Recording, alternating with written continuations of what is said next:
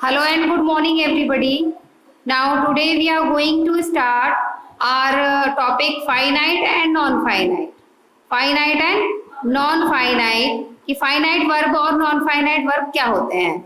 Yesterday we have read about the regular and irregular verb कि the verb who have ed at the end are in the regular verb category. वो regular verb category में है, मतलब वो regular verb होती हैं. Regular verb is also called weak verb and the verb वो verb जो या तो सेम रहती है, इधर दे विल बी सेम और they will change in three forms, या तो फिर वो तीनों उसमें चेंज होंगे. They will be change in three forms just like see saw seen. सी अलग, सा अलग, सीन अलग. तो ये होती है आपकी स्ट्रॉन्ग वर्ब. इनको इर्रेगुलर वर्ब बोलते हैं और स्ट्रॉन्ग वर्ब भी बोलते हैं. नेक्स्ट पॉइंट पर है आपका फाइनाइट वर्ब और non finite verb. Finite verb और नॉन फाइनाइट वर्ब में बेटा finite verb are the verbs that are used according to the number and person of their subject and have a definite tense marker. मतलब finite verb वो verb होती हैं जो use होती हैं अकॉर्डिंग टू द नंबर के according, person के according, number और पर्सन के अकॉर्डिंग यूज होती है ऑफ देयर सब्जेक्ट, अपने उनके सब्जेक्ट में, and have a definite tense marker. और उनका एक डेफिनेट टेंस मार्कर होता है और इनका एक डेफिनेट टेंस मार्कर होता है. अब यहाँ पर आया आपका डेफिनेट टेंस मार्कर होता है.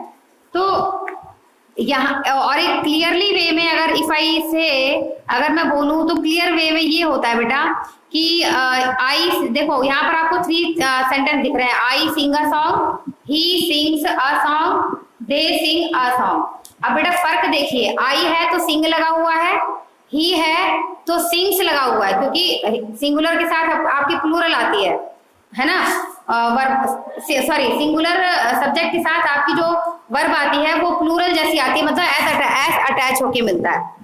और दे जो है वो आपका प्लूरल है, दे जो है आपका वो प्लूरल सब्जेक्ट है. अब प्लूरल सब्जेक्ट आ गया तो वर्ब आपकी सिंगुलर टाइप की आई, मतलब विदाउट एस वाली आई.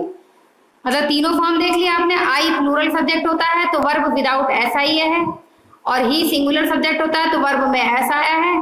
फिर दे प्लूरल सब्जेक्ट होता है तो वर्ब में एस फिर से हट गया है. तो इट मीन सब्जेक्ट के चेंज होने का वर्ब पर असर पड़ रहा है.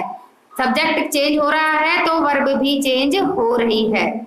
सेम उसी तरीके से अगर मैं नेक्स्ट पॉइंट पर बोल दूं कि अब जो है पास्ट टेंस है तो ही सैंग की जगह पर ही सिंग की जगह पर संग आ गया, ही सिंग की जगह पर संग आ गया. अब यहाँ पर है सिंग जो है वो संग में चेंज हो गया, लेकिन तो भाई संग नहीं होगा बेटा, यहाँ पर ये सैंग होगा. तो यहाँ पर पास्ट का टेंस हो गया तो पास्ट के हिसाब से सिंग की जगह पर सैंग हो गया. इट मीन्स सब्जेक्ट चेंज हुआ तो वर्ब में चेंज हुआ. अगर टेंस चेंज हुआ, मान लो पास्ट हो गया तो भी वर्ब की फॉर्म में चेंज हो गया. इट मीन्स ये चेंज हो रही है. This is called finite verb. This is called finite verb. Next point पर है आपकी non finite verb. Non finite verb वो होती है बेटा जिसमें चाहे टेंस चेंज हो जाए, चाहे सब्जेक्ट चेंज हो जाए, कुछ भी चेंज हो जाए, बदलता रहे, लेकिन जो नॉन फाइनाइट है वो नहीं बदलती. यहाँ से लॉजिक लगा लो, फाइनाइट जो बदल जाती है सब्जेक्ट के अकॉर्डिंग या टेंस के अकॉर्डिंग, और नॉन फाइनाइट वो होती है जो नहीं बदलती. नॉन का मतलब नहीं, फाइनाइट का मतलब बदलना, जो नहीं बदलती. Just like he likes to sing this song, I like to sing this song. अब देखो बेटा ही आया तो लाइक्स तो चेंज, टू सिंग वैसा का वैसा ही है. नेक्स्ट में आई है तो भी टू सिंग वैसा का वैसा ही है. उससे नेक्स्ट में दे है तो भी तो भी टू प्लस फर्स्ट फॉर्म ही है सिंग, और यू है तो भी टू सिंग है. अब देखो फर्क देखो भाई यहाँ पे बेटा, ही लाइक्स है प्रेजेंट इंडेफिनिट टेंस है, मतलब सिंपल प्रेजेंट टेंस है. I like simple present tense है. अब यहाँ पर ही सब्जेक्ट चेंज हुआ तो लाइक्स तो चेंज हो गया. ही था तो लाइक्स था, और नेक्स्ट वाले सेंटेंस में आई है तो लाइक हो गया. लेकिन टू सिंग तो हमारा वैसा का वैसा ही है. इसका मतलब लाइक्स और लाइक ये आपकी फाइनाइट वर्ब है, और टू सिंग ये आपकी नॉन फाइनाइट वर्ब है, क्योंकि ये चेंज नहीं हुई, और लाइक जो है वो चेंज हुआ सब्जेक्ट के अकॉर्डिंग. नेक्स्ट रो में आपके दे रखा है they will like to sing this song. They will like to sing this song. अब यहाँ पर आपका फ्यूचर टेंस आ गया बेटा विल वाला, लेकिन फ्यूचर टेंस का भी कोई इफेक्ट नहीं पड़ा टू सिंग पर, और ना ही पास्ट टेंस का कोई प्रभाव पड़ा आपका टू सिंग पर, क्योंकि लाइक्ड है, लाइक्ड का भी कोई प्रभाव नहीं पड़ा आपके, लाइक का भी कोई प्रभाव नहीं पड़ा आपके फाइनाइट वर्ब पर। तो ये होती है आपकी नॉन फाइनाइट वर्ब। जो चेंज हो जाए सब्जेक्ट के अकॉर्डिंग या टेंस के अकॉर्डिंग वो होती है आपकी फाइनाइट वर्ब, और जो सब्जेक्ट और टेंस के अकॉर्डिंग, सब्जेक्ट के अकॉर्डिंग जो चेंज हो जाए या सब्जेक्ट के अकॉर्डिंग या फिर टेंस के अकॉर्डिंग तो वो फाइनाइट होती है, और जिस पर कोई इफेक्ट ना पड़े, ना तो सब्जेक्ट के चेंज होने का ना टेंस के चेंज होने का, वो होती है finite verb, sorry non finite verb. समझ में आ गया बेटा? फाइनाइट वर्ब जो बदल जाती हैं और नॉन फाइनाइट जो बिल्कुल भी चेंज नहीं होती। फाइनाइट जो चेंज हो जाती हैं और नॉन फाइनाइट जो चेंज नहीं होती। Is that clear? Next page number निकालो बेटा 236।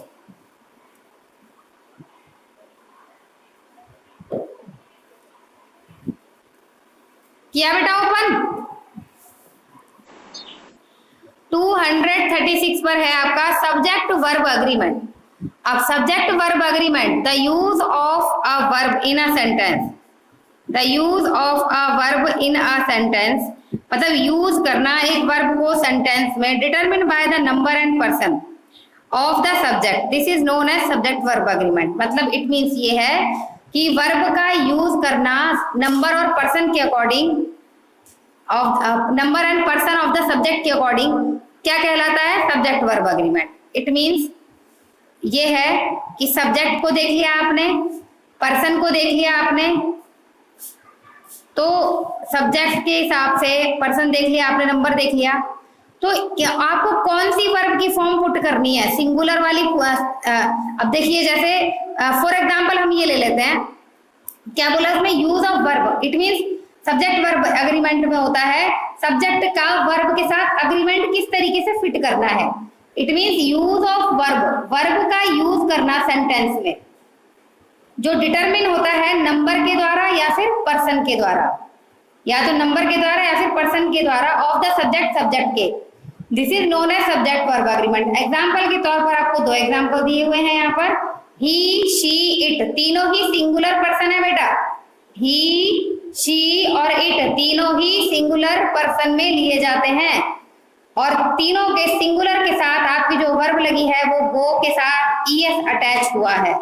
लेकिन नेक्स्ट सेंटेंस में आई, वी, यू ऑल, ये आपके जो है प्लूरल सब्जेक्ट में काउंट होते हैं। तो जब ये प्लूरल सब्जेक्ट लगे तो आपका गोज की जगह पर गो पुट हुआ। तो इसका मतलब ये है आपका सब्जेक्ट के साथ वर्ब का अग्रीमेंट, कि सब्जेक्ट सिंगुलर हुई तो आपकी वर्ब के साथ ईएस अटैच हो गया, और सब्जेक्ट प्लूरल हुए तो आपकी वर्ब जो है वो अकेली आ गई। क्लियर? तो इस तरीके से आपको ये टेबल दे रखा है आपको, सब्जेक्ट और वर्ब इन अग्रीमेंट। पर्सन और नंबर दे रखे हैं बेटा आपको। आई फर्स्ट पर्सन सिंगुलर होता है, लेकिन हम समझते हैं इसको प्लूरल है। आई के साथ एम, वाज, हैव, डू, और the first form of the principal verb without s, go, right. He, she, it के साथ इज, वॉज, ये दे रखा है आपको, is, was, has, does. The first form of the principal verb with s form, उधर without था, इधर विद एस फॉर्म है, मतलब एस लगेगा। सिंगुलर सब्जेक्ट के साथ एस या ईएस लगेगा। ठीक है बेटा?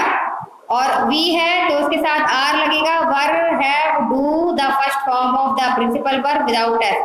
वही है बेटा कि जो प्लूरल सब्जेक्ट होते हैं उनके साथ विदाउट एस वाली वर्ब लगती है, प्लूरल सब्जेक्ट के साथ विदाउट एस वाली वर्ब लगती है, और जो सिंगुलर सब्जेक्ट होते हैं उनमें विद एस, मतलब विद एस लगता है। प्लूरल सब्जेक्ट के साथ एस नहीं लगता। इसका मतलब आई, वी, यू, दे, ये हमारे प्लूरल सब्जेक्ट हैं, और इनके साथ जो है अगर गो की फॉर्म लगानी है तो ओनली गो लगेगा, ईएस नहीं लगेगा।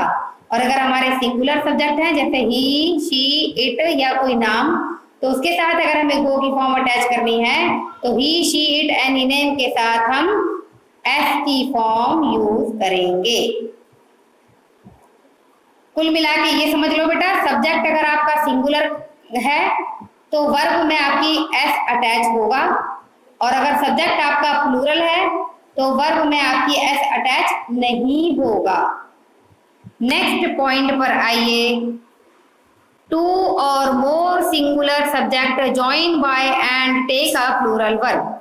दो या दो से ज्यादा सिंगुलर सब्जेक्ट अगर एंड से जुड़े हो तो ये अपने आप में प्लूरल बन जाते हैं, तो इसलिए हमें वर्ब की प्लूरल फॉर्म को फिल करना होगा। Just like in your example you have been given here Julia, Anna and Rachna, 3 singular noun, Julia, Anna and Rachna, तीनों ही सिंगुलर नाउन है, अलग अलग है, लेकिन इनको अटैच कर दिया किससे, ज्वाइन कर दिया किससे, एंड से, तो इसका मतलब तीनों मिलकर प्लूरल बन गई। तो हमने इज और आर की जगह पर आर यूज किया।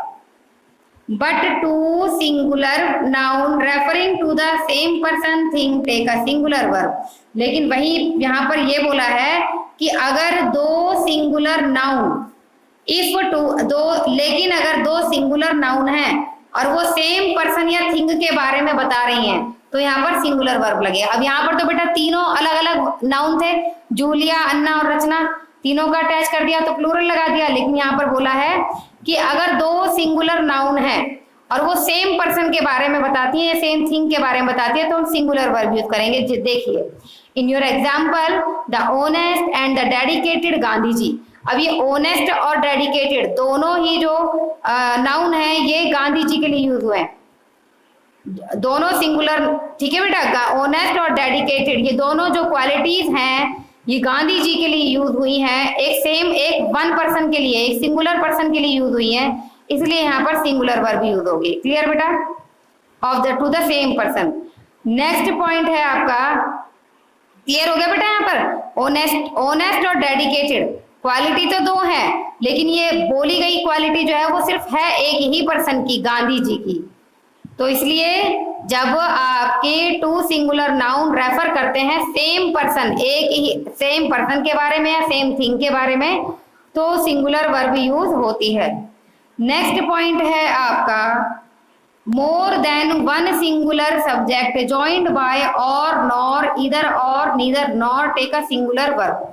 मतलब more than one singular subject, दो, एक सिंगुलर सब्जेक्ट से ज्यादा, more than one singular subject, एक सिंगुलर सब्जेक्ट से ज्यादा जो ज्वाइन होते हैं और से, नॉर से, इधर और से, नीदर नॉर से, उनमें सिंगुलर वर्ब लगती है। समझ जाइए, जहां पर आपको इधर और, नीदर नॉर दिख जाए या और या नॉर दिख जाए, और nor, either or, neither nor दिख जाए, वहां पर आप सिंगुलर यूज करेंगे। बाद वर है तो बाद यूज करेंगे सिंगुलर वाली फॉर्म, इज आर है तो सिंगुलर वाली फॉर्म इज यूज करेंगे।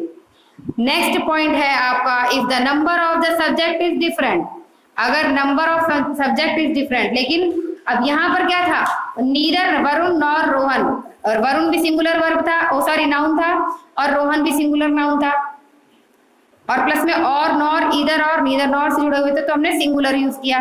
लेकिन यहाँ पर बोल रहा है if the number of the subject is different, कि अगर जो number of the subject different है या दे आर, और वो नॉर और से जुड़े हुए हैं, नीदर नॉर, इधर और से जुड़े हुए, सेम वही ऊपर वाला, लेकिन the plural verb should be used with the plural subject. तो उसमें क्या होगा कि हमें प्लूरल सब्जेक्ट के साथ प्लूरल फॉर्म यूज करनी होगी। देखिए बेटा एग्जाम्पल में दे रखा है आपको, यू और द स्टूडेंट। अब देखो और, nor, either or, neither nor आया, लेकिन यहाँ पर क्या बोला है, यू और द स्टूडेंट्स, यू दिया है आपको और द स्टूडेंट्स। अब स्टूडेंट्स आपको प्लूरल दे दिए, यहाँ पर आपको वरुण और रोहन दोनों ही सिंगुलर थे, लेकिन यहाँ पर आपको क्या दिया, यू और स्टूडेंट्स प्लूरल दे दिए, तो हमने प्लूरल फॉर्म यूज करनी है।